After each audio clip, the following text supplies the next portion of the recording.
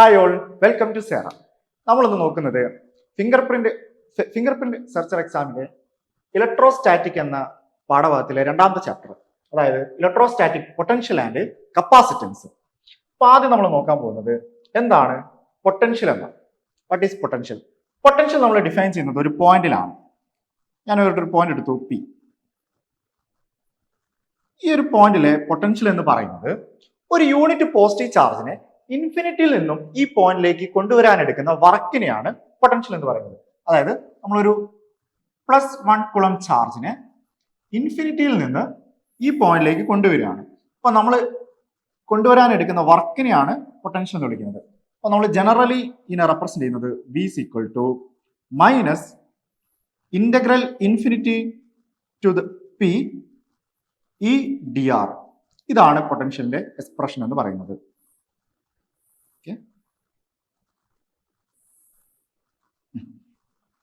അപ്പം അടുത്തത് ഞാൻ നോക്കുന്നത് ഒരു പോയിന്റ് ചാർജ് ഉണ്ടാക്കുന്ന പൊട്ടൻഷ്യൽ എത്രയായിരിക്കും. അതായത് ഒരു ചാർജ് എടുത്തു, ഒരു Q എന്ന് പറയുന്ന ഒരു ചാർജ് എടുത്തു. ആ Q എന്ന് പറയുന്ന ചാർജ് R അകലത്തിൽ നിൽക്കുന്നു. അങ്ങനെയെങ്കിൽ ഇവിടെ P എന്ന് പറഞ്ഞ ഒരു പോയിന്റ് ഞാൻ എടുത്തു. ഈ P എന്ന് പറയുന്ന പോയിന്റിലുള്ള പൊട്ടൻഷ്യൽ എത്രയായിരിക്കും? അതിന്റെ വാല്യൂ എന്ന് പറയുന്നത് V is equal to 1/4 pi epsilon 0 Q by R എന്നാണ്. ഇതാണ് ഒരു പോയിന്റ് ചാർജ് ഉണ്ടാക്കുന്ന potential due two point charge.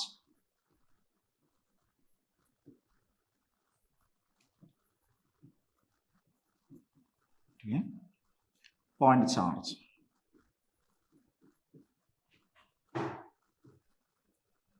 Okay, ഇനി പൊട്ടൻഷ്യൽ നമുക്ക് വേറൊരു രൂപത്തിലൂടെ എഴുതാൻ വേണ്ടി പറ്റും. അതായത് potential V is equal to, ഞാൻ പറഞ്ഞു ഒരു യൂണിറ്റ് പോസിറ്റീവ് ചാർജിനെ കൊണ്ടുവരാൻ എടുക്കുന്ന വർക്ക്. അപ്പോൾ V is equal to W by Q എന്നും പറയാം. V is equal to W by Q general ആയിട്ട് ഇങ്ങനെ നമ്മൾ പറയും. പൊട്ടൻഷ്യൽ എന്ന് പറയുന്നത് വർക്ക് ബൈ ചാർജ് ആണ്. Q എന്ന് പറഞ്ഞാൽ ചാർജ് ആണ്, W എന്ന് പറഞ്ഞാൽ എന്താണ്? വർക്കാണ്. അപ്പോൾ മൂന്ന് കാര്യങ്ങളാണ് പറഞ്ഞത്. വിന്റെ ജനറൽ എക്സ്പ്രഷൻ, പിന്നെ ഒരു പോയിന്റ് ചാർജ് ഉണ്ടാക്കുന്ന പൊട്ടൻഷ്യൽ, പിന്നെ V is equal to W by Q. ഇനി അടുത്ത് നമ്മൾ നോക്കുന്നത് പൊട്ടൻഷ്യൽ ഡിഫറൻസ് ആണ്. എന്താണ് പൊട്ടൻഷ്യൽ ഡിഫറൻസ്? പൊട്ടൻഷ്യൽ ഡിഫറൻസ് എന്ന് പറഞ്ഞാൽ ഒരു പോയിന്റിൽ നിന്ന് മറ്റൊരു പോയിന്റിലേക്ക് ഒരു യൂണിറ്റ് പോസിറ്റീവ് ചാർജിനെ കൊണ്ടുവരാൻ എടുക്കുന്ന വർക്ക് ഡൺ ആണ്. സോ അപ്പോൾ ഡിഫറൻസ് ആണ്. അപ്പൊ രണ്ട് പോയിന്റ് ഉണ്ട് ആയിരിക്കാം. സപ്പോസ് P ആൻഡ് R എന്ന് പറഞ്ഞാൽ രണ്ട് പോയിന്റ് ഉണ്ട് ആയിരിക്കും, P ആൻഡ് R. അങ്ങനെയെങ്കിൽ ഈ ഒരു പോയിന്റിൽ നിന്ന് മറ്റൊരു പോയിന്റിലേക്ക് കൊണ്ടുവരാനുള്ള വർക്ക് ഡൺ എന്ന് പറയുന്നത് അതാണ് potential difference. So Vp minus Vr is equal to minus integral R to P E dr എന്നാണ്. E dr ഇതായിരിക്കും എന്ത് പൊട്ടൻഷ്യൽ ഡിഫറൻസ് എന്ന് പറയുന്നത്. ഇനി നമ്മൾ നോക്കുന്നത് എന്താണ് relation between electric field and potential. Electric ഫീൽഡും പൊട്ടൻഷ്യലും തമ്മിലുള്ള ബന്ധം എന്താണ്? ഇലക്ട്രിക് ഫീൽഡ് എന്ന് പറഞ്ഞാൽ നെഗറ്റീവ് ഗ്രേഡിയന്റ് ഓഫ് പൊട്ടൻഷ്യൽ ആണ്. Negative gradient of potential is called electric field. So electric field എനിക്ക് എങ്ങനെ എഴുതാൻ വേണ്ടി പറ്റും? ഇലക്ട്രിക് ഫീൽഡ് എനിക്ക്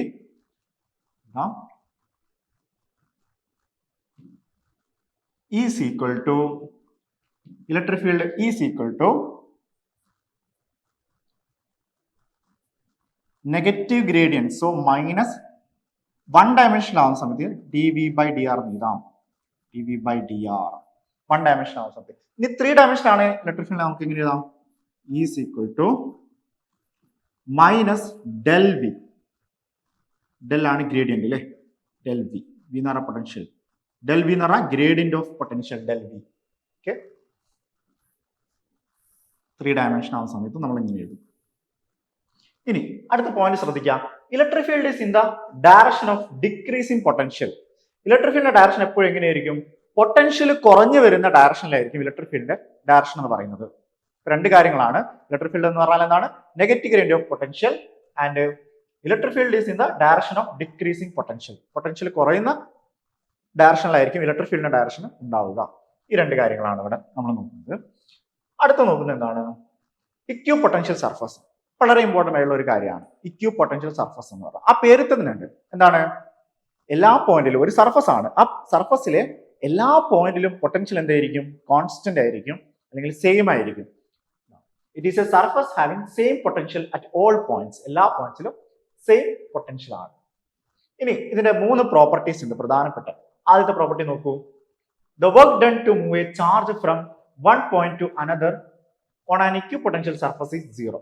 ഒരു ഇക്വിപൊട്ടൻഷ്യൽ സർഫസ് എടുത്തിട്ടുണ്ടെങ്കിൽ നമ്മൾ ഒരു ചാർജിനെ മൂവ് ചെയ്യാം. സപ്പോസ് ഇതൊരു ഇക്വിപൊട്ടൻഷ്യൽ സർഫസ് ആയി ആയിരിക്കാം. ഓക്കെ, അങ്ങനെയെങ്കിൽ ഒരു ചാർജ് ക്യൂ ചാർജിന് ഒരു പോയിന്റ് എ എന്ന് പറഞ്ഞ ഒരു പോയിന്റ്, ഒരു ബി എന്ന് പറഞ്ഞ പോയിന്റ് എവിടെ എടുത്തു. ഈ എ എന്ന് ബിയിലേക്ക് പോകാൻ വേണ്ടിയുള്ള വർക്ക് ഡൺ, മൂവ് ചെയ്യിക്കേണ്ട വർക്ക് ഡൺ എന്തായിരിക്കും? 0 ആയിരിക്കും. ഇനി അടുത്ത പോയിന്റ് നോക്കൂ. 2 equipotential surfaces will never intersect. 2 equipotential surface ഒരിക്കലും ഇന്റർസെക്ട് ചെയ്യത്തില്ല. മൂന്നാമത്, electric lines of force pass normal to an equipotential surface. Electric field lines എപ്പോഴും എങ്ങനെയായിരിക്കും? ഇക്വിപൊട്ടൻഷ്യൽ സർഫസിന് നോർമൽ ആയിരിക്കും. നമുക്ക് 2 എക്സാമ്പിൾ നോക്കാം. ഫസ്റ്റ് ഒരു പോയിന്റ് ചാർജ് ഉണ്ടാകുന്ന ഇക്വിപൊട്ടൻഷ്യൽ നോക്കാം. ഒരു പോയിന്റ് ചാർജ് ഞാൻ ഇങ്ങനെ എടുത്തു.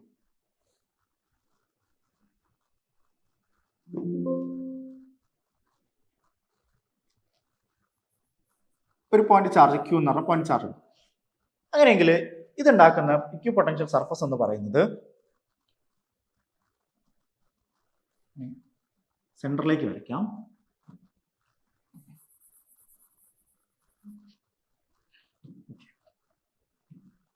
Q is equal to Q. ഇവിടെ ഉണ്ട്. ഇതുണ്ടാക്കുന്ന ഇക്വിപൊട്ടൻഷ്യൽ സർഫസ് എന്ന് പറയുന്നത് കോൺസെൻട്രിക് സ്ഫിയേഴ്സ് ആയിരിക്കും. അതായത് ഇതിന് ചുറ്റുമായിട്ട് ഇങ്ങനെയായിരിക്കും ഉണ്ടാവുക. സി, ഇങ്ങനെയാണ് ഉണ്ടാവുക. ഇനി ഇതുണ്ടാക്കുന്ന ഇലക്ട്രിക് ഫീൽഡ് ലൈൻസ് നമുക്കറിയാം. എങ്ങനെ ഇലക്ട്രിക് ഫീൽഡ് ലൈൻസ്? ഇതാണ് ഇലക്ട്രിക് ഫീൽഡ് ലൈൻസ് അല്ലേ.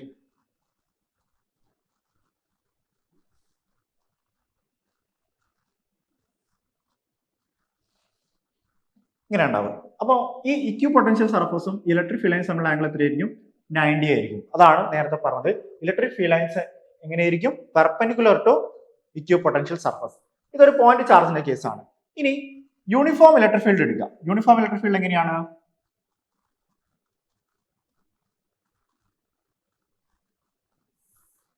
ഇതാണ് uniform electric field. Equidistance ആയിട്ടുള്ള parallel lines, uniform electric field. ഇവിടെ എങ്ങനെയായിരിക്കും ഇക്വിപൊട്ടൻഷ്യൽ സർഫസ് ഉണ്ടാവുക? ഇവിടെ പ്ലെയിൻ ഷീറ്റ്സ് ആയിരിക്കും. Plane sheets.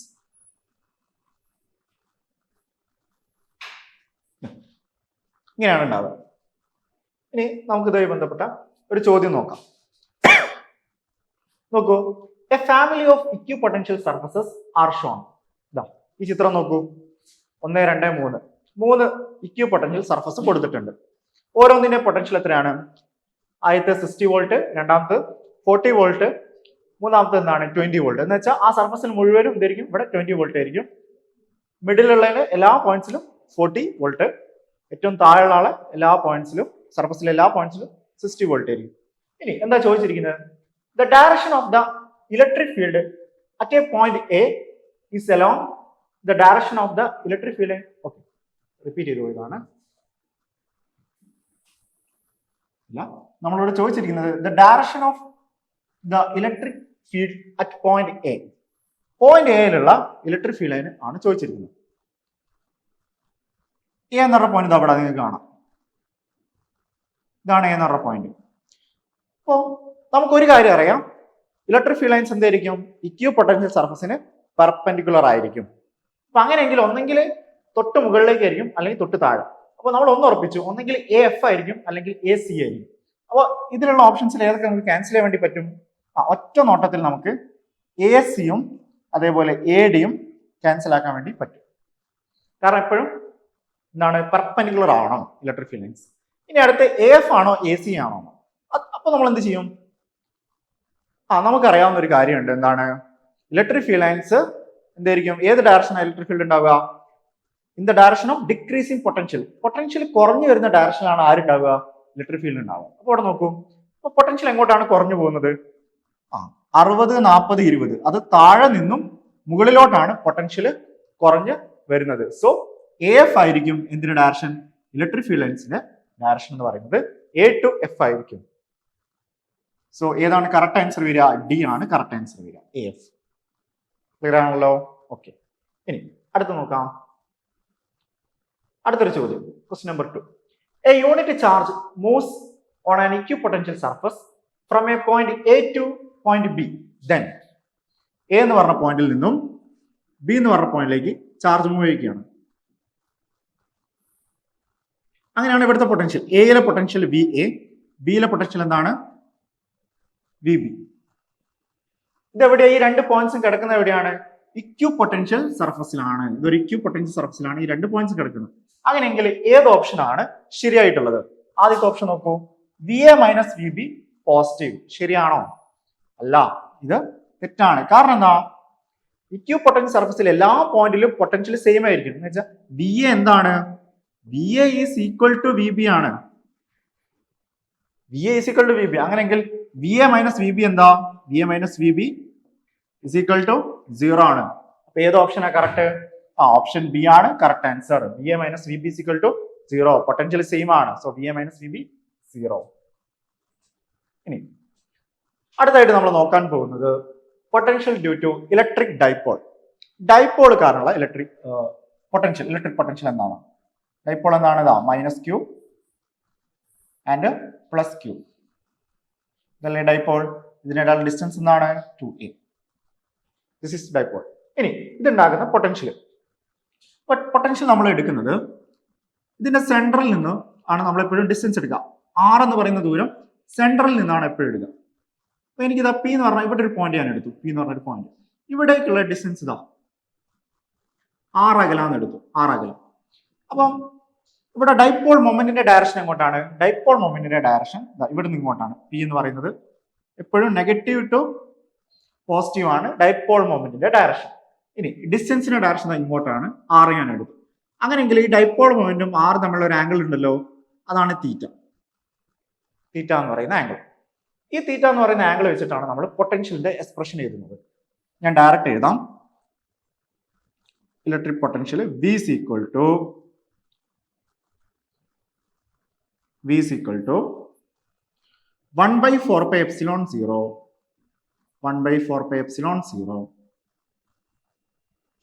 P cos theta by R square. ഇതാണ് പൊട്ടൻഷ്യലിന്റെ ഫോർമുല എന്ന് പറയുന്നത്. ഡൈപോൾ കാരണമുള്ള പൊട്ടൻഷ്യലിന്റെ ഫോർമുല.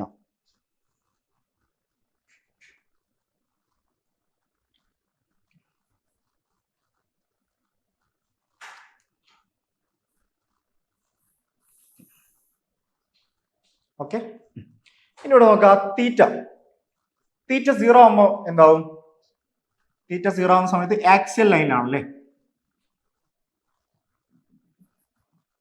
തീറ്റ 0 ആയി കഴിഞ്ഞാൽ when theta is equal to 0 എന്ത് സംഭവിക്കും? പൊട്ടൻഷ്യൽ എന്ന് പറഞ്ഞാൽ എന്താ? V is equal to 1 by 4 pi epsilon 0 P by R square എന്നാവും. ഇനി സപ്പോസ് ഇത് ഒന്നാമത്തെ കേസാണ്. ഇനി suppose theta is equal to രണ്ടാമത്തെ കേസ് നോക്കാം. Suppose theta is equal to 90 degree ആണെന്ന് വിചാരിക്കാം. എന്ന് വെച്ചാൽ നേരെ കുത്തനെ, അതായത് ഇക്വിറ്റോറിയൽ ലൈനിൽ എന്തായിരിക്കും? തീറ്റ 90 ഡിഗ്രി ആവുന്ന സമയത്ത് പൊട്ടൻഷ്യൽ എന്താ? cos 90 0 ആണ്. So potential 0. ഇവിടെ ഒരു ഇമ്പോർട്ടന്റ് പോയിന്റ് ഉണ്ട്. എന്താണ്? ആക്സിയൽ ലൈനിൽ, ഡൈപോളിന്റെ ആക്സിയൽ ലൈൻ എന്തായിരിക്കും? പൊട്ടൻഷ്യൽ മാക്സിമം ആയിരിക്കും. ഇക്വിറ്റോറിയൽ ലൈനിലോ 0 ആയിരിക്കും. ഇതാണ് ഇവിടുന്ന് നമ്മൾ മനസ്സിലാക്കേണ്ടത്. ഈ ഇക്വേഷനിൽ നിന്ന് നമുക്ക് ഏത് ആംഗിളിന്റെയും പൊട്ടൻഷ്യൽ കണ്ടുപിടിക്കാൻ പറ്റും. റെഡിയാണല്ലോ? അടുത്തൊരു ചോദ്യം നോക്കൂ, ക്വസ്റ്റ്യൻ നമ്പർ 3. എന്താണ് ക്വസ്റ്റ്യൻ നമ്പർ 3 പറയുന്നത്? Electric potential V due to an electric dipole is related to the distance r of the observation point as. Electric പൊട്ടൻഷ്യലും ഡിസ്റ്റൻസ് നമ്മൾ റിലേഷൻ അവിടെ തന്നിരിക്കുന്നത്. ഇതിൽ ഏതാണ് ശരി എന്നാണ് ചോദിച്ചിരിക്കുന്നത്. V directly proportional to r. ശരിയാണോ? അല്ല. അപ്പൊ നമ്മൾ ചെയ്യേണ്ടത് എന്താണ്? നമ്മൾ പ്രൊപ്പോർഷനാലിറ്റി തരുന്ന ഏതൊരു ചോദ്യത്തിലും നമ്മൾ ആദ്യം ചെയ്യേണ്ടത് ഇക്വേഷൻ എഴുതി വെക്കുക എന്നുള്ളതാണ്. എന്താണ് ഇക്വേഷൻ? ഡൈപോൾ ഉണ്ടാക്കുന്ന പൊട്ടൻഷ്യൽ ഇക്വേഷൻ ഞാൻ തൊട്ട് മുമ്പ് എഴുതി. V is equal to എന്താണ്? 1 by 4 pi epsilon 0 P cos theta by R square എന്നാണ്. അപ്പൊ ഇവിടെ നോക്കൂ, V directly proportional എന്താണ്? 1 by R square എന്നാണ് അല്ലെ? ഇക്വേഷൻ നമുക്ക് കിട്ടുന്ന എങ്ങനെയല്ലേ? V directly proportional to 1 by R square. അല്ലെങ്കിൽ എനിക്ക് ഇങ്ങനെ എഴുതാം, എന്താ? V directly proportional to r raised to -2. 1/r² മുകളിലോട്ട് കൊണ്ടുവന്നു, അപ്പോൾ r raised to -2 എന്നായിട്ട് മാറി അല്ലേ? അപ്പൊ ഏത് ഓപ്ഷനാണ് കറക്റ്റ്? ഇതിൽ ഡി ഓപ്ഷൻ ആണ് കറക്റ്റ്. അപ്പം ഇതെന്താണ്? V directly proportional to r raised to -2 ആണ്. D option is the correct option. ഇനി അടുത്ത ടോപ്പിക്കിലോട്ട് കടക്കാം. എന്താണ്? Potential energy of a system of charges. അപ്പൊ സിസ്റ്റം ഓഫ് ചാർജസ് എന്ന് പറയുന്നത് ഒന്നിൽ അധികമായിട്ടുള്ള ചാർജുകൾ ഒരുമിച്ച് വെക്കുക, അതാണ് ഒരു സിസ്റ്റം എന്ന് പറയുന്നത് അല്ലേ? Potential energy of a system of charges is the work done to bring the charges from infinity to their present positions. അപ്പോൾ ഒരു സിമ്പിൾ ആയിട്ടുള്ള ഒരു സിസ്റ്റം ഞാൻ എടുക്കുന്നു. രണ്ട് ചാർജുള്ള സിസ്റ്റം Q1 ആൻഡ് Q2. ശരിയാണല്ലോ? ഇവ തമ്മിലുള്ള അകലം എന്ന് പറയുന്നത് r ആണ്. അങ്ങനെയാണെങ്കിൽ ഈ സിസ്റ്റത്തിന്റെ ഇങ്ങനെ വെക്കാൻ വേണ്ടിയിട്ട്, അതായത് ഈ പൊസിഷനിലേക്ക് കൊണ്ടുവരാൻ രണ്ട് ചാർജിനെ Q1നെയും Q2വിനെയും ഈ പൊസിഷനിലേക്ക് കൊണ്ടുവരാൻ വേണ്ടിയിട്ടുള്ള വർക്ക്, അതിനെയാണ് എന്ന് വിളിക്കുക potential energy of system of charges. ഇനി ഇതെങ്ങനെ കാണും? ആദ്യം നമുക്ക് ഒരു ചാർജിനെ കൊണ്ടുവരാൻ വർക്ക് വേണോ? വേണ്ട.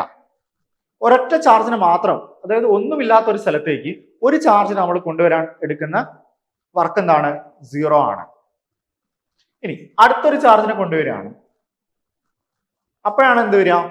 അവിടെ പൊട്ടൻഷ്യൽ ഉണ്ടാവുക. ഉദാഹരണത്തിന് ഈ Q1 ചാർജ് ഇവിടെ ഉണ്ടാക്കുന്ന ഈ Q2 എന്ന ചാർജിന് മുകളിൽ ഉണ്ടാക്കുന്ന പൊട്ടൻഷ്യൽ എത്രയായിരിക്കും? ഈ പോയിന്റുള്ള പൊട്ടൻഷ്യൽ എത്രയാ? V is equal to 1/4πε0 Q1/r ആണ് അല്ലേ? അപ്പൊ നമുക്കറിയാം വർക്ക് ഡൺ എന്ന് പറഞ്ഞാൽ work is equal to potential into charge ആണ്. W is equal to V into Q എന്നാണ് അല്ലേ? അങ്ങനെയെങ്കിൽ ഈ Q2 ചാർജ് കൊണ്ടുവരാൻ എടുക്കുന്ന വർക്ക് എങ്ങനെ എഴുതാം? W is equal to V, ഇവിടുത്തെ പൊട്ടൻഷ്യൽ എത്രയാണ്? 1/4πε0 Q1/r. പിന്നെ ചാർജ് പൊട്ടൻഷ്യൽ എഴുതി, രണ്ടാമത്തത് ചാർജ് Q. ഇവിടെ Q എന്ന് പറയുന്നത് ഏത് ചാർജിനെ കൊണ്ടുവരുന്നത്? Q2 ചാർജിനെ കൊണ്ടുവരുന്നു. So 1/4πε0 Q1/r into Q2. അപ്പൊ മൊത്തത്തിൽ എങ്ങനെ എഴുതാം നമുക്ക്? ഈ വർക്കാണ് എന്ത്? എനർജി ആയിട്ട് സ്റ്റോർ ചെയ്യപ്പെടുന്നത്. ഈ വർക്ക് ഡൺ ആണ് എന്ത്? പൊട്ടൻഷ്യൽ എനർജി ആയിട്ട് സ്റ്റോർ ചെയ്യപ്പെടുന്നത്. പൊട്ടൻഷ്യൽ എനർജി നമുക്ക് ഇങ്ങനെ എഴുതാം. പൊട്ടൻഷ്യൽ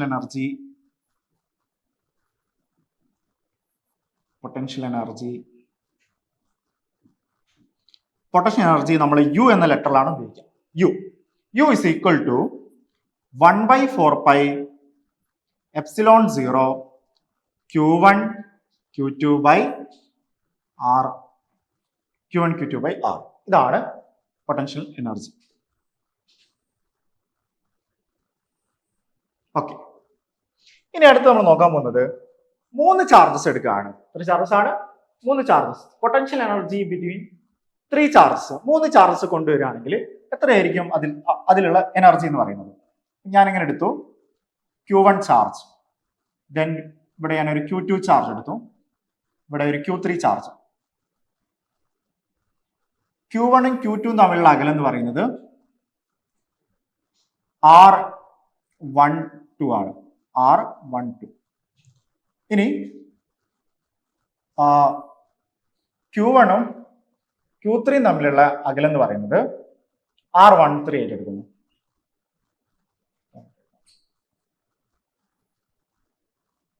ഇവിടെ Q3 എടുക്കുന്നു. നോക്കുക, Q1 Q3 തമ്മിലുള്ള അകലം എന്ന് പറയുന്നത് R13. ഇനി Q2 Q3 തമ്മിലുള്ള അകലം എന്തായിരിക്കും?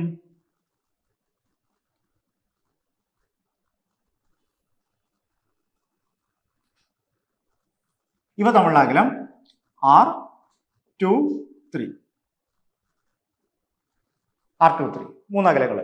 ഓക്കെ, ഇനി ഇവ തമ്മിലുള്ള ഈ ചാർജസിനിടയിലുള്ള പൊട്ടൻഷ്യൽ എനർജി എത്രയായിരിക്കും? ഇതാണ് ഞാൻ അവിടെ എഴുതാൻ പോകുന്നത്. U is equal to, ഇവിടെ എത്ര പേഴ്സ് ഓഫ് ചാർജസ് ഉണ്ട്? എത്ര പെയർ ഉണ്ട്? 3 പെയറായിട്ട് എടുക്കാൻ പറ്റും. ഒന്ന് Q1 Q2, പിന്നെയോ Q1 Q3, പിന്നെയോ Q2 Q3. ഈ 3 പേഴ്സിന്റെ എനർജി ആയിട്ടാണ് നമ്മൾ എഴുതേണ്ടത്.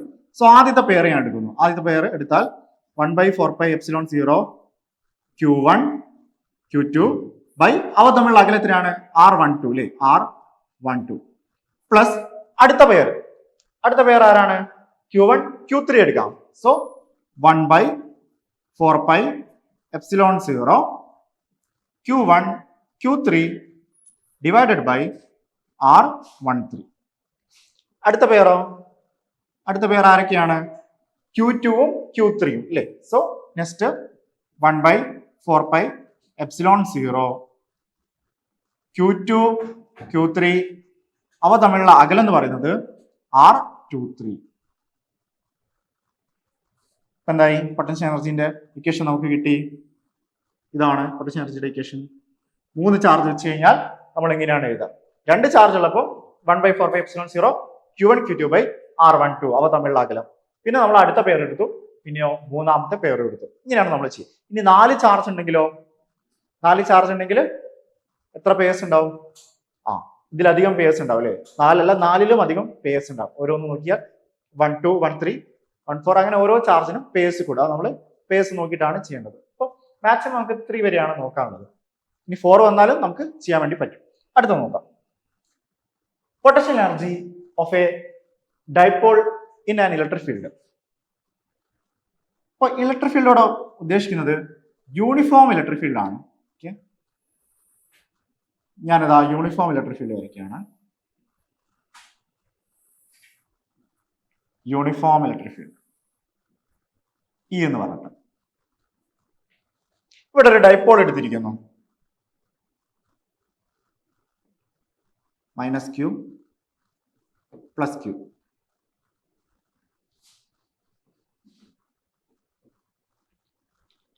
തമ്മിലുള്ള അകലം 2a ഇനി ഡൈപോൾ മൊമെന്റും ഇലക്ട്രിക് ഫീൽഡും തമ്മിലുള്ള ആംഗിൾ എന്ന് പറയുന്നത് തീറ്റ ആയിട്ട് എടുത്തു ഇനി ഈ ഡൈപോളിനെ റൊട്ടേറ്റ് ചെയ്യുന്നു അപ്പൊ ആദ്യം ഇതുണ്ടാവുന്നത് ഒരു ആംഗിൾ ആണ് ഇപ്പൊ ഉള്ള ആംഗിൾ ഞാൻ θ1 എന്ന് വിളിച്ചു എന്നിട്ട് θ2 ആംഗിളിലേക്ക് ഇതിനെ മാറ്റുകയാണ് റൊട്ടേറ്റ് ചെയ്തിട്ട് θ2 ആംഗിളിലേക്ക് മാറ്റുകയാണ് അപ്പൊ നമ്മൾ ചെയ്യുന്ന വർക്ക് ഡൺ ഉണ്ടാവും ആ വർക്ക് ഡൺ ഞാൻ ആദ്യം എഴുതാം work done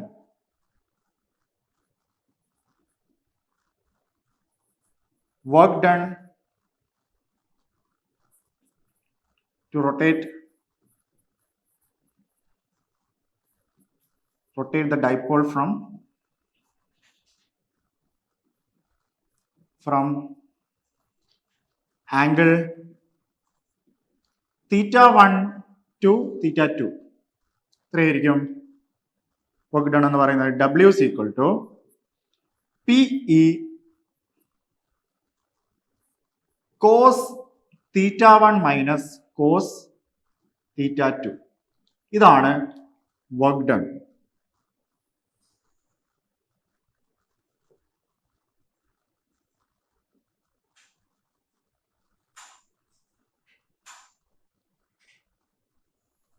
This is the work done. ഇതാണ് PE cos θ1 minus cos θ2.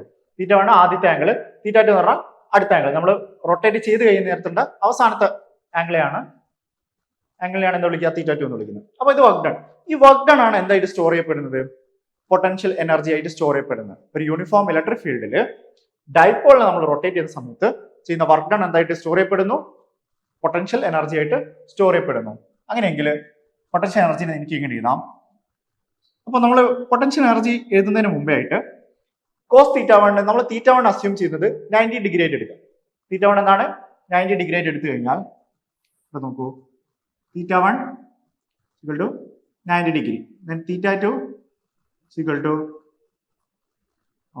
θ എന്നെടുത്തു അങ്ങനെയുള്ള ഇക്വേഷൻ എന്തായിട്ട് മാറും θ1 എന്തായി 90 സോ കോസ് 90 0 ആയിട്ട് മാറി അപ്പൊ ഇത് 0 ആയിട്ട് മാറി പിന്നെ ബാക്കി എന്ത് മാത്രം ഉണ്ടാവുക മൈനസ് കോസ് തീറ്റ അങ്ങനെയെങ്കിൽ ഈ എനർജിയുടെ ഇക്വേഷൻ എന്തായിട്ട് മാറും U is equal to minus PE cos theta ഒരു തീറ്റ ആംഗിൾ ഇരിക്കുന്ന ഡൈപോളിന്റെ പൊട്ടൻഷ്യൽ എനർജി ഇത് എത്രയായിരിക്കും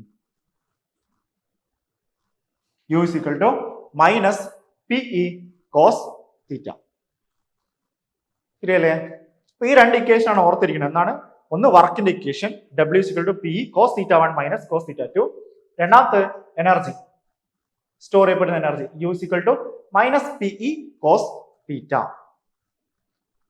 ഓക്കെ, ഇനി ചോദ്യം നോക്കാം. An electric dipole of moment P, അതായത് dipole moment. Electric dipole of moment P. Dipole moment വേറെ രീതിയിൽ പറഞ്ഞോളൂ. P is lying along a uniform electric field E. The work done in rotating the dipole by 90 degree. Work done കാണാനാണ് ചോദിച്ചിരിക്കുന്നത്. അപ്പോൾ നമുക്കറിയാം work done equation. എന്താണ് work done equation? W is equal to, നേരത്തെ ഞാൻ എഴുതി, W is equal to PE into P എന്ന് പറഞ്ഞാൽ ഡൈപോൾ മൊമെന്റ്, E എന്ന് പറഞ്ഞാൽ electric field, PE into cos θ1 minus cos θ2. ശരിയല്ലേ? എവിടെ നിന്ന് എങ്ങോട്ടാണ് റൊട്ടേറ്റ് ചെയ്യുന്നത്? θ1 ആദ്യം കാണണം. അപ്പൊ ചോദ്യം ഒന്നുകൂടെ നോക്കാം. An electric dipole of moment P is lying along a uniform electric field E. തൊട്ട് മുമ്പത്തെ പേജിലെ നോക്കാം. ഡൈപോൾ മൊമെന്റിന്റെ ഡയറക്ഷൻ എങ്ങോട്ടാ? Minus Q to Q. ഇങ്ങനെയാണുള്ളത് അല്ലെ? ഇങ്ങോട്ടാണ് ഡൈപോൾ മൊമെന്റിന്റെ ഡയറക്ഷൻ. ഇതെങ്ങനെയാണ് ആദ്യം ഉണ്ടായിരുന്നത്? Which is along the direction of electric field. ആദ്യം ഇങ്ങനെയായിരുന്നു. അങ്ങനെയെങ്കിൽ θ1 എത്രയാണ്? θ1 0 ഡിഗ്രി ആണ്. അപ്പം ഇവിടെ നമുക്ക് എന്ത് എഴുതാം?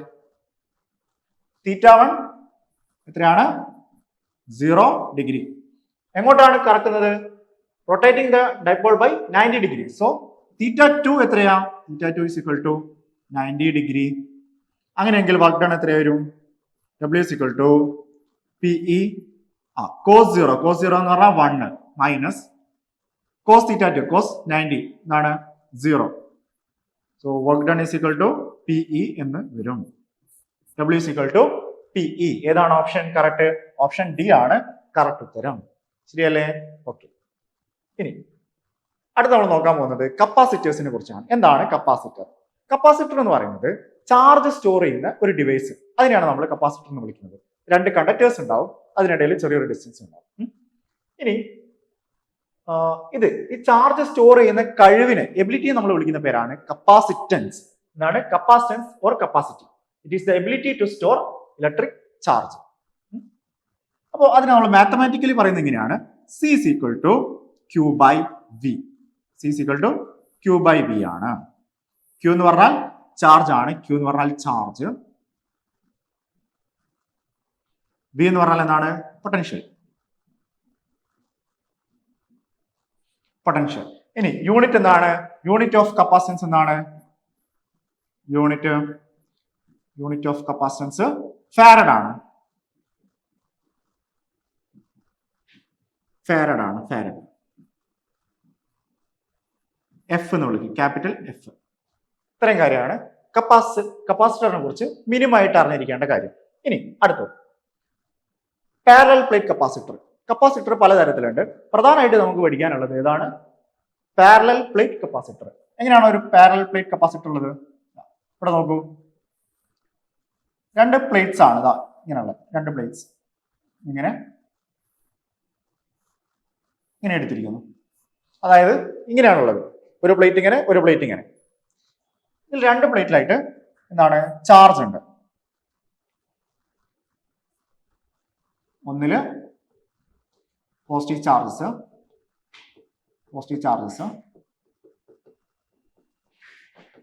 മറ്റൊന്നില് നെഗറ്റീവ്. ഇവ തമ്മിലുള്ള അകലം എന്ന് പറയുന്നത് എന്താണ്? ഡി എന്ന് പറയുന്ന അകലാണ്, ഡി. ഈ രണ്ട് പ്ലേറ്റിന്റെ ഏരിയ സെയിം ആയിരിക്കും. ഏരിയ എ ആണ് ഏരിയ വരും.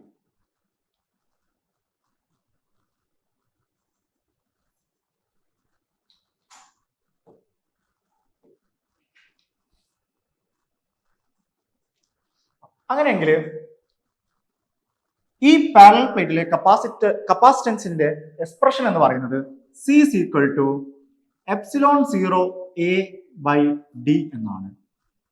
Epsilon 0 A by D. ഇനി ഒരു മീഡിയം ഇതിലേക്ക് ആഡ് ചെയ്യണം വിചാരിക്കുക. അതായത് ഒരു ഡയലക്ട്രിക് മീഡിയം ആഡ് ചെയ്യാണ്. അങ്ങനെയെങ്കിൽ ഇതിന്റെ കപ്പാസിറ്റൻസ് കൂടുകയാണ് ചെയ്യുക. ഉദാഹരണത്തിന് മൈക്ക പോലുള്ള ഡയലക്ട്രിക് മീഡിയം ഈ രണ്ട് പ്ലേറ്റിന്റെ ഇടയിലേക്ക് നമ്മൾ ആഡ് ചെയ്യുന്ന സമയത്ത് ഈ C കൂടും. അങ്ങനെയെങ്കിൽ ഒരു മീഡിയത്തിലെ കപ്പാസിറ്റൻസ് എന്ന് പറയുന്നത് C is equal to epsilon 0 K A/D. ഇവിടെ K എന്ന് പറയുന്നത് ഡയലക്ട്രിക് കോൺസ്റ്റന്റ് ആണ്. K എന്താണ്? Dielectric constant. Dielectric constant. ഈ K നെ നമ്മൾ ചില സമയങ്ങളിൽ എപ്സിലോൺ R എന്ന് വിളിക്കും. അതായത് റിലേറ്റീവ് പെർമിറ്റിവിറ്റി തന്നെയാണ് ഡയലക്ട്രിക് കോൺസ്റ്റന്റ് എന്ന് പറയുന്നത്. രണ്ടും ഒരാൾ തന്നെയാണ്. ഓക്കെ, ഇനി ഇതുമായിട്ട് ബന്ധപ്പെട്ട ഒരു ചോദ്യം നോക്കാം. ക്വസ്റ്റ്യൻ നമ്പർ 5 നോക്കൂ. In A parallel plate capacitor the capacity increases if. Capacity എപ്പോഴാണ് കൂടുക? 4 ഓപ്ഷൻ തന്നിട്ടുണ്ട്. ഇങ്ങനെയുള്ള ചോദ്യങ്ങളൊക്കെ നമ്മൾ എന്താ ചെയ്യേണ്ടത്? പ്രൊപ്പോർഷണാലിറ്റി ചോദ്യം ആയിക്കോട്ടെ, എങ്ങനെ ഇൻക്രീസ് ചെയ്യാം, എങ്ങനെ ഡിക്രീസ് ചെയ്യാവുന്നു, ഇത്തരം ചോദ്യങ്ങളിലൊക്കെ നമ്മൾ ആദ്യം ചെയ്യേണ്ടത് ഇക്വേഷൻ എഴുതി വെക്കുക. എന്താണ് കപ്പാസിറ്ററിന്റെ ഇക്വേഷൻ? കപ്പാസിറ്റൻസിന്റെ ഇക്വേഷൻ എപ്സിലോൺ 0 K A/D. ഇതാണ് ജനറൽ ആയിട്ടുള്ള എക്സ്പ്രഷൻ. ഇത് പാരലൽ പ്ലേറ്റ് കപ്പാസിറ്ററിന്റെ C is equal to epsilon 0 K A/D. ഇനി ആദ്യത്തെ ഓപ്ഷൻ നോക്കുക. Area of the plate is decreased. Capacity എങ്ങനെ കൂട്ടാന്നാണ് ചോദ്യം. അപ്പോൾ ഏരിയ ഡിക്രീസ് ചെയ്ത് കഴിഞ്ഞാൽ നമുക്ക് കൂട്ടാൻ പറ്റുമോ? ഇല്ല. ഏരിയ ഡിക്രീസ് ചെയ്താൽ എന്താണ്? കപ്പാസിറ്റൻസ് കുറയും. കാരണം അത് ഡയറക്ട്ലി പ്രൊപ്പോർഷണൽ ആണ്. ഇനി അടുത്ത ഓപ്ഷൻ നോക്കാം. എന്താണ്? Distance between the plates increases. Distance കൂട്ടുക, അതായത് ഡി കൂട്ടുക. ഡി കൂട്ടി കഴിഞ്ഞാൽ കപ്പാസിറ്റൻസ് കൂടുമോ? ഇല്ല, കുറയാണ് ചെയ്യുക. കാരണം എന്താ?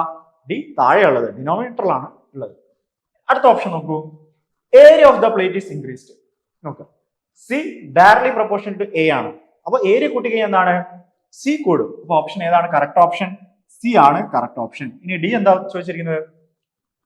ഡി പറഞ്ഞിരിക്കുന്നത് dielectric constantly decreases. K decrease ചെയ്യാം. ഡയലക്ട്രിക് എന്ന് പറഞ്ഞാൽ ആ മീഡിയം, ഈ പ്ലേറ്റിനകത്ത് എന്തെങ്കിലും മീഡിയം ഉണ്ടെങ്കിൽ അതിന്റെ അളവ് കുറയാണെങ്കിൽ, ഡയലക്ട്രിക് കോൺസ്റ്റന്റ് കുറയാണെങ്കിൽ എന്താണ്? സി കുറയാണ് ചെയ്യുക, കൂടുകയല്ല. അപ്പോൾ ഓൺലി ഓപ്ഷൻ കറക്റ്റ് ഓപ്ഷൻ ഏതാണ്? സി മാത്രമാണ്. അപ്പൊ ഇത്തരം ചോദ്യങ്ങൾ നമ്മൾ എന്താണ് ആദ്യം ചെയ്യേണ്ടത്? ഇക്വേഷൻ എഴുതി നോക്കുക. എന്നിട്ട് എങ്ങനെയാണ് പ്രൊപ്പോർഷണൽ ആയിട്ട് ഇരിക്കുന്നത്, ഇതാണ് ചെക്ക് ചെയ്യേണ്ടത്. Okay,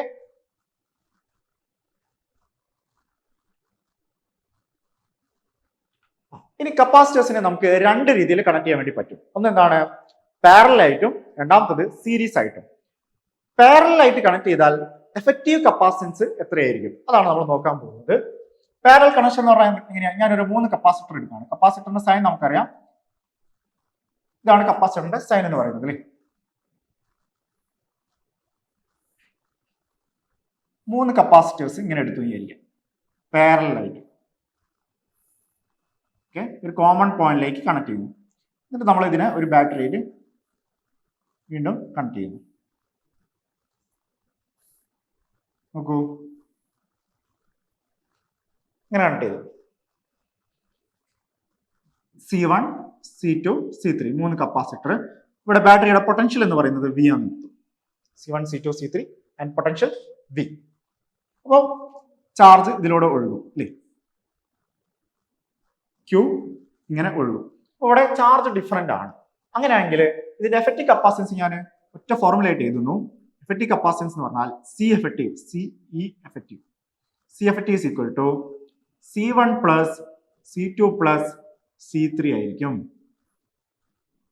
C effective is equal to C1 plus C2 plus C3. Parallel എങ്ങനെയാണ്? ഇനി വേറെ കാര്യം ശ്രദ്ധിക്കാം. അപ്പം എഫക്റ്റീവ് എന്ന് പറയുന്നത് എല്ലാത്തിന്റെയും സം ആയിരിക്കും. അതായത് ഏറ്റവും വലിയ കപ്പാസിറ്റൻസിനെക്കാട്ടിയും കൂടുതലായിരിക്കും എഫക്റ്റീവ് എന്ന് പറയുന്നത്. ആ പോയിന്റ് നമ്മൾ ഓർത്തിരിക്കണം. ആ പോയിന്റ് നമുക്ക് ഓർത്തിരുന്നാൽ എന്താ ഗുണം എന്ന് വെച്ചിട്ടുണ്ടെങ്കിൽ ചില ചോദ്യങ്ങൾ നമുക്ക് ഒറ്റയടിക്ക് എഴുതാൻ വേണ്ടി പറ്റും. അപ്പോൾ ഈ പോയിന്റ് എന്താണ്? ഇവിടെ എഫക്റ്റീവ് കപ്പാസിറ്റൻസ് എന്നാണ്. Effective capacitance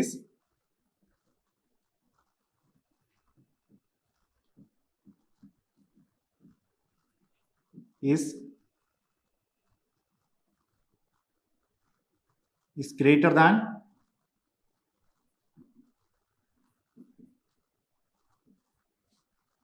highest capacitor.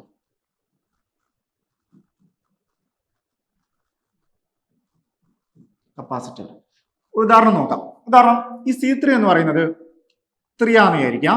C2 എന്ന് പറയുന്നത് 2, C1 എന്ന് പറയുന്നത് 1 ആണെന്ന് വിചാരിക്കാം. അപ്പൊ ഇതിൽ ഏറ്റവും ഹയസ്റ്റ് ആരാണ്? 3 ആണല്ലേ. സി എഫക്റ്റീവ് എത്രയാണ്? സി എഫക്റ്റീവ് പറഞ്ഞാൽ C1 plus C2 plus C3 മൂന്നും കൂടെ കൂട്ടി എത്ര കിട്ടും? 6 എന്ന് കിട്ടില്ലേ. അപ്പൊ 6 എന്ന് പറയുന്നത് എന്താണ്? ഏറ്റവും വലിയ കപ്പാസിറ്റൻസിനാടി കൂടുതലാണ്. ഏറ്റവും വലിയ കപ്പാസിറ്റൻസ് എത്രയാ? 3 ആണ്. 3 വലുതാണ് 6. അതാണ് ഈ പോയിന്റ് ചെയ്തിരിക്കുന്നത്. Effective capacitance is greater than the highest capacitor. Highest കപ്പാസിറ്ററിനാടി കൂടുതലായിരിക്കും എഫക്റ്റീവ്. ഇനി ഇതേപോലെ നമുക്ക് സീരീസ് കണക്ഷൻ നോക്കാം. സീരീസ് കണക്ഷൻ എങ്ങനെ വരുന്നത്? സീരീസ് ആയിട്ട് ആദ്യം ഒരു കപ്പാസിറ്റർ C1, ദെൻ തൊട്ടടുത്തായിട്ട് C2, ദെൻ C3. ഇത് കണക്ട് ചെയ്തിരിക്കുന്നു. ഇങ്ങനെ ഒരു ബാറ്ററി ആയിട്ട് കണക്ട് ചെയ്യുന്നു. ബാറ്ററിയുടെ പൊട്ടൻഷ്യൽ എന്ന് പറഞ്ഞാൽ B. സോ ചാർജ് ഒഴുകും. ഇത് C1, this is C2, this is C3. ശരിയല്ലേ? അങ്ങനെയെങ്കിൽ എഫക്റ്റീവ് കപ്പാസിറ്റൻസ് എന്ന് പറയുന്നത് നമ്മൾ ഇങ്ങനെ എഴുതാം: 1/C effective. 1/C effective is equal to 1/C1 plus 1/C2 plus 1/C3. ഇതായിരിക്കും എന്തില്? സീരീസ് കണക്ഷനില് എഫക്റ്റീവ് കപ്പാസിറ്റൻസ് കാണാനുള്ള ഫോർമുല ഇതാണ്. ഇവിടെ ശ്രദ്ധിക്കേണ്ട എന്താണ്? എഫക്റ്റീവ് കപ്പാസിറ്റൻസ് എപ്പോഴും ഏറ്റവും ചെറിയ കപ്പാസിറ്റൻസിനായിട്ടും ചെറുതായിരിക്കും. ആ പോയിന്റ് ഞാൻ ഇവിടെ എഴുതുന്നു. നോക്കാം എന്താണ് effective capacitance. Effective capacitance is less than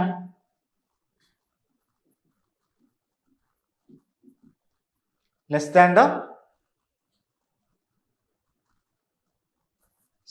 small capacitance.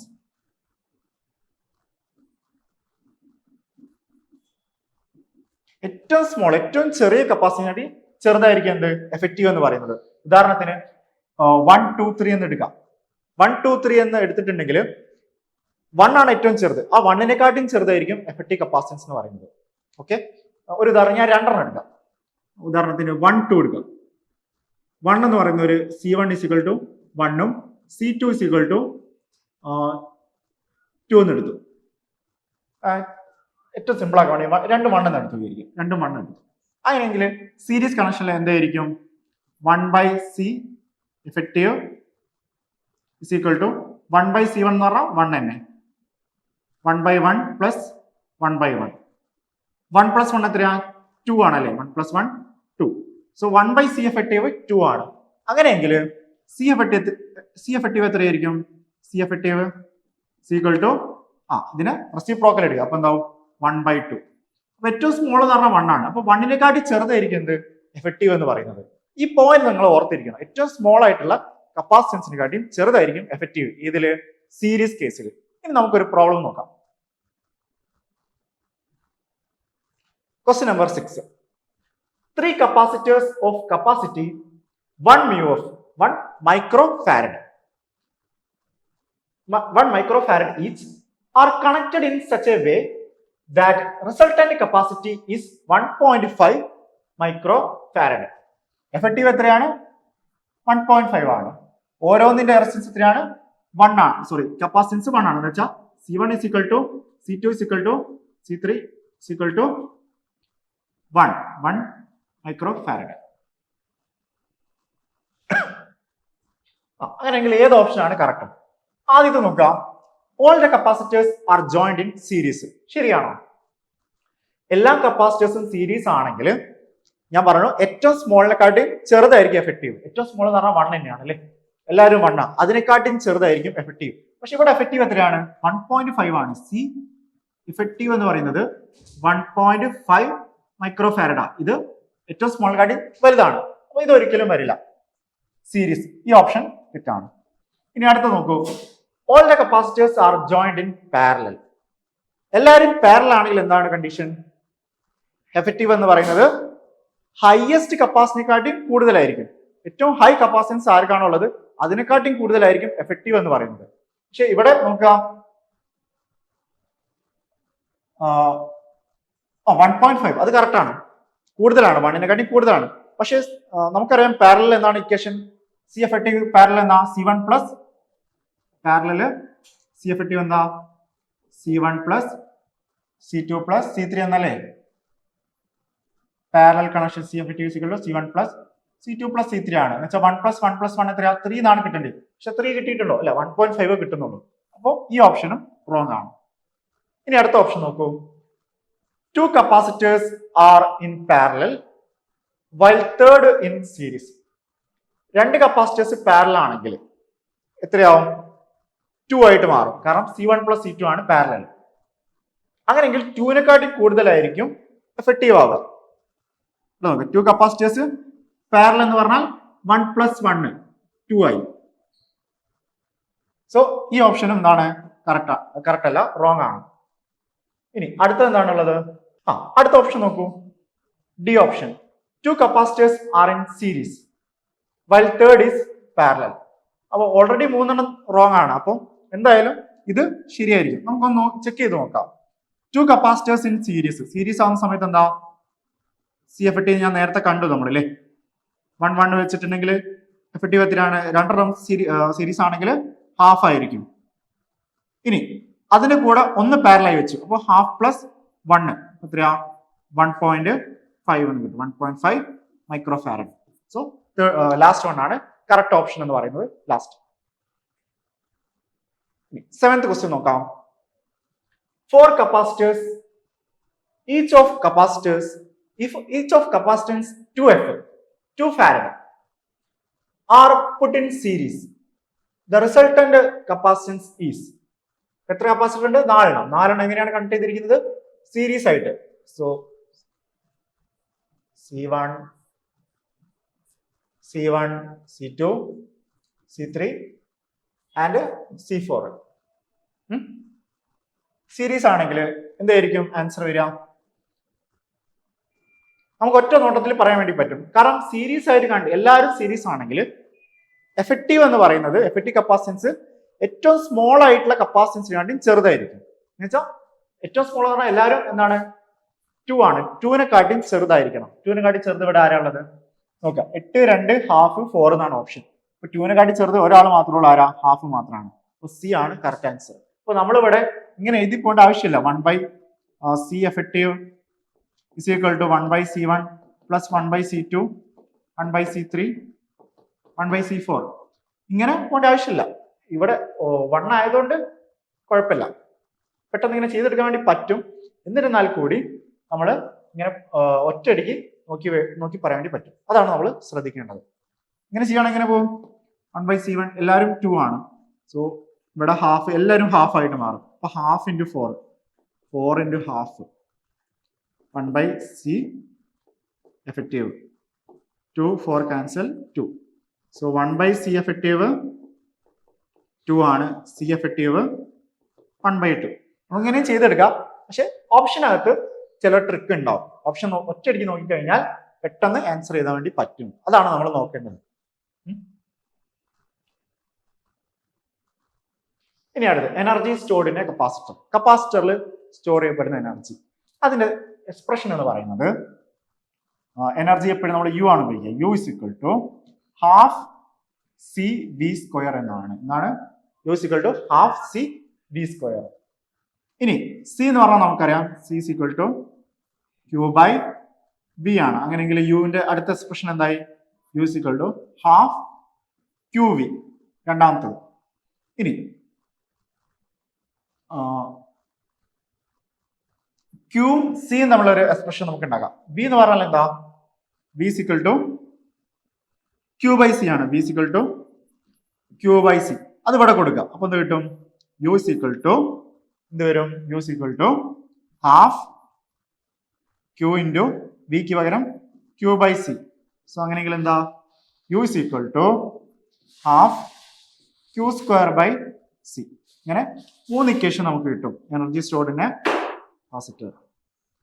ഇത് രണ്ടാമത്തത്, ഇത് മൂന്നാമത്തെ ഇക്വേഷൻ. 3 ഇക്വേഷൻസ് ശരിയല്ലേ? ഇനി ഇലക്ട്രോസ്റ്റാറ്റിക്സ് ഓഫ് കണ്ടക്ടേഴ്സ് പ്രധാനപ്പെട്ട പോയിന്റ്സ് ആണ്. ഈ പോയിന്റ്സിൽ നിന്നും ചോദ്യം ചോദിക്കാനുള്ള സാധ്യത വളരെ കൂടുതലാണ്. നോക്കാം. ഒന്നാമത്തെ പോയിന്റ് നോക്കൂ. Inside A conductor electrostatic field is 0. ഒരു കണ്ടക്ടർ നമ്മൾ എടുത്തിട്ടുണ്ടെങ്കിൽ, ഇതാണ് ഒരു കണ്ടക്ടർ എങ്കിൽ, ഇതിനകത്ത് എപ്പോഴും എന്താണ്? ഇലക്ട്രിക് ഫീൽഡ് 0 ആയിരിക്കും. കണ്ടക്ടറിനകത്ത് ഇലക്ട്രിക് ഫീൽഡ് 0 ആയിരിക്കും. First point. രണ്ടാമത്തത്, at the surface of a charged conductor electrostatic field must be normal to the surface at every point.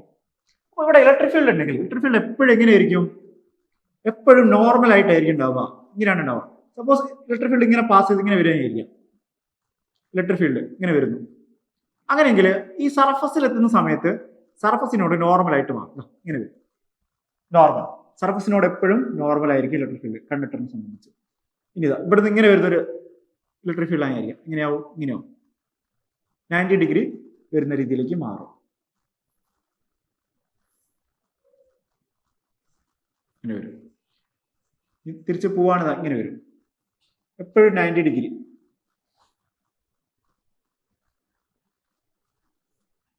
Degree ഇങ്ങനെ ഉണ്ടാവാം. ഓക്കെ, ഈ 90 ഡിഗ്രി എപ്പോഴും മെയിൻറ്റെയിൻ ചെയ്യും. ഇങ്ങനെ ഉണ്ടാവും. സർഫസിൽ എപ്പോഴും 90 ഡിഗ്രി ആയിരിക്കും ഇലക്ട്രിക് ഫീൽഡ് ലൈനോ ഇലക്ട്രിക് ഫീൽഡ്. ഇനി അടുത്ത പോയിന്റ് നോക്കാം. അടുത്ത എന്താണ് പോയിന്റ്? മൂന്നാമത്തെ പോയിന്റ് നോക്കാം. The interior of a conductor can have no excess charge in the static situation. Static condition, അതായത് റെസ്റ്റില് എന്താണ്, കണ്ടക്ടറിന്റെ ഇന്റീരിയറിൽ എക്സസ് ചാർജ് ഉണ്ടാവില്ല. No excess charge. നാലാമത്തെ പോയിന്റ് നോക്കൂ. Electrostatic potential is constant throughout the volume of the conductor and has the same value on it surface. അതായത് ഒരു കണ്ടക്ടർ ഞാൻ ഒന്നുകൂടെ എടുക്കുകയാണ്. ഇതാ കണ്ടക്ടർ. ഈ കണ്ടക്ടറിൽ സർഫസിൽ പൊട്ടൻഷ്യൽ ഉണ്ടാവുമല്ലോ, വി. ഈ വി പൊട്ടൻഷ്യൽ തന്നെയായിരിക്കും ഈ ഇതിന്റെ അകത്തുള്ള എല്ലാ പോയിന്റ്സിലും. അതായത് ഈ പൊട്ടൻഷ്യൽ തന്നെയാണ് ഇവിടെയുള്ള എല്ലാ പോയിന്റും. ഇവിടെ ഏതൊരു പോയിന്റ് എടുത്താലും എല്ലാ സ്ഥലത്തും സർഫസിൽ എന്താണോ പൊട്ടൻഷ്യൽ അത് തന്നെയായിരിക്കും. ഇതാണ് ഫോർത്ത് പോയിന്റ് പറയുന്നത്. ഇനി അടുത്തൊരു പ്രോപ്പർട്ടി എന്താണ്? Electric field at the surface of a charged conductor is equal to sigma by epsilon zero. സർഫസിൽ എപ്പോഴും ഇലക്ട്രിക് ഫീൽഡ് എന്ന് പറയുന്നത് സിഗ്മ ബൈ എപ്സിലോൺ സീറോ ആയിരിക്കും. Sigma by epsilon zero. ഇത്രയും പോയിന്റ്സ് ആണ് നമ്മൾ ഓർത്തിരിക്കേണ്ടത്. കണ്ടക്ടറുമായിട്ട് ബന്ധപ്പെട്ട 5 പോയിന്റ്സ് നിർബന്ധമായിട്ടും അറിഞ്ഞിരിക്കണം. അടുത്ത ഇമ്പോർട്ടന്റ് പോയിന്റ് ആണ് ഡയലക്ട്രിക്സ്. എന്താണ് dielectrics? Dielectrics are non-conducting substances or insulators, but they allow electric field to pass through them. Conduct ചെയ്യാത്ത സബ്സ്റ്റൻസ് ആണ് എന്ത്? ഡയലക്ട്രിക് എന്ന് പറയുന്നത്. ഇത് 2 തരത്തിലുണ്ട്. ഇതാണ് പോളാറും ഉണ്ട്, നോൺ പോളാറും ഉണ്ട്. ആദ്യത്താണ് polar dielectrics.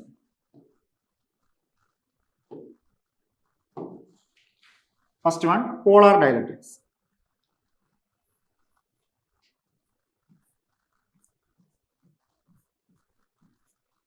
polar dielectrics.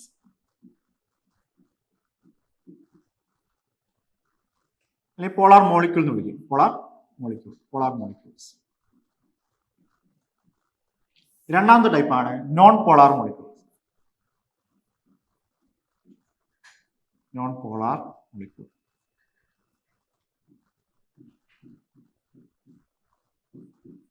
Okay, ഇനി ഇതിന്റെ പ്രത്യേകത എന്താണ്? പോളാർ മോളിക്യൂൾസിന്റെ കേസിൽ അവിടെ ഒരു പെർമനന്റ് ഡൈപോൾ മൊമെന്റ് ഉണ്ടാവും.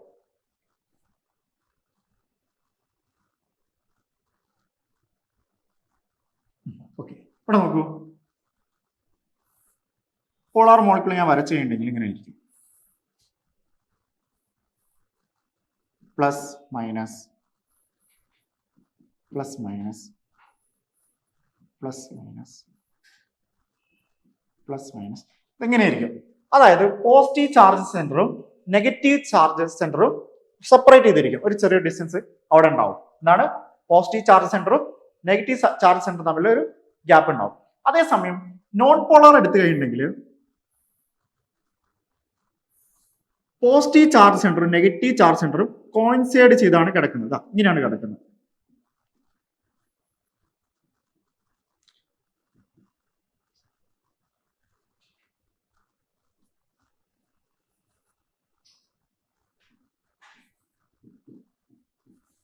അതുകൊണ്ടാണ് ചെറിയ സർക്കിൾ ആയിട്ട് എഴുതിയിരിക്കുന്നത്. ഇത് ശരിക്കും എങ്ങനെയാണ്? പോസിറ്റീവ് നെഗറ്റീവും കോയിൻസൈഡ് ചെയ്ത് കിടക്കുകയാണ്. ഇവിടെയോ? ഇവിടെ എങ്ങനെ വിട്ട് കിടക്കുകയാണ്. അതിനർത്ഥം ഇവിടെ എന്തുണ്ടാവും? ഡൈപോൾ മൊമെന്റ് ഉണ്ടാവും. ഡൈപോൾ മൊമെന്റ് എന്ന് പറഞ്ഞാൽ നമുക്കറിയാം എന്താണ്? ഇലക്ട്രിക് ഡൈപോൾ എന്ന് പറയുന്നത് 2 ഈക്വൽ ആൻഡ് ഓപ്പോസിറ്റ് ചാർജസ് അല്ലേ? അതേപോലെയാണ് ഇവിടെ കിടക്കുന്നത്. അതേസമയം ഇവിടെയോ 2 കോയിൻസൈഡ് ചെയ്ത് കിടക്കുകയാണ്. അപ്പൊ ഇവിടെ ഡൈപോൾ മൊമെന്റ് ഇല്ല. No dipole moment. ഇവിടെയോ, ഇവിടെ ഒരു പെർമനന്റ് ഡൈപോൾ മൊമെന്റ് ഉണ്ട്. പക്ഷെ ഇത് റാൻഡം ഡയറക്ഷനിലാണ് കിടക്കുന്നില്ലേ, അങ്ങോട്ടും ഇങ്ങോട്ടും ആയിട്ട് റാൻഡത്തിലാണ് കിടക്കുന്നത്. അതായത് ഒരു ഡൈപോൾ മൊമെന്റ് ഇങ്ങനെയാണെങ്കിൽ മറ്റേത് ഇങ്ങനെ, ചിലത് ഇങ്ങനെ. അപ്പൊ നെറ്റ് ഡൈപോൾ മൊമെന്റ് എടുത്താൽ 0 ആയിരിക്കും. ഇവിടെ എന്താണ്, നെറ്റ് ഡൈപോൾ മൊമെന്റ് 0 ആണ്. പക്ഷെ ഓരോന്നിന്റെ കേസിൽ എടുത്താൽ എന്താണ് സംഭവിക്കുന്നത്, ഓരോന്നിന്റെ കേസിൽ ഡൈപോൾ മൊമെന്റ് ഉണ്ട്, നെറ്റ് ഡൈപോൾ മൊമെന്റ് 0 ആണ്. ഇനി ഇതിന് എക്സാമ്പിൾ, പോളാർ മോളിക്യൂൾസിന് എക്സാമ്പിൾ ആണ് വാട്ടർ, H2O, HCl, ഇതൊക്കെ എന്താണ് പോളാറിന് എക്സാമ്പിൾ ആണ്. നോൺ പോളാറിന് എക്സാമ്പിൾ എന്തൊക്കെയാണ്, H2O2 ഇവയൊക്കെയാണ്. ഇനി ഒരു എക്സ്റ്റേണൽ ഇലക്ട്രിക് ഫീൽഡ് കൊടുത്തു കഴിഞ്ഞെങ്കിൽ ആ ഇലക്ട്രിക് ഫീൽഡിന്റെ അതേ ഡയറക്ഷനിൽ അലൈൻ ചെയ്യും പോളാർ മോളിക്യൂൾസ്. അടുത്ത പോയിന്റ് നോക്കൂ, പോളറൈസേഷൻ. എന്താണ് polarization? The dipole moment per unit volume is called polarization. For linear isotropic dielectrics, linear isotropic ഡയലക്ട്രിക്സിന് പോളറൈസേഷന്റെ എക്സ്പ്രഷൻ എന്ന് പറയുന്നത്, പോളറൈസേഷൻ നമ്മൾ കോമൺ ആയിട്ട് പി എന്ന ലെറ്റർ ആണ് ഉപയോഗിക്കുന്നത്, ക്യാപിറ്റൽ പി. സ്മോൾ പി എന്താണ്, ഡൈപോൾ മൊമെന്റ് ആണ്, capital P polarization. So isotropic ഡയലക്ട്രിക്സിന്റെ കേസിൽ capital P is equal to chi into E. ഇതാണ് ഇതിന്റെ എക്സ്പ്രഷൻ എന്ന് പറയുന്നത്. ഇ എന്ന് പറയുന്നത്, കൈ എന്ന് പറയുന്നത് ഇലക്ട്രിക് സസെപ്റ്റിബിലിറ്റി ആണ്. എന്താണ് ഇലക്ട്രിക് സസെപ്റ്റിബിലിറ്റി, ഇലക്ട്രിക് സസെപ്റ്റിബിലിറ്റി.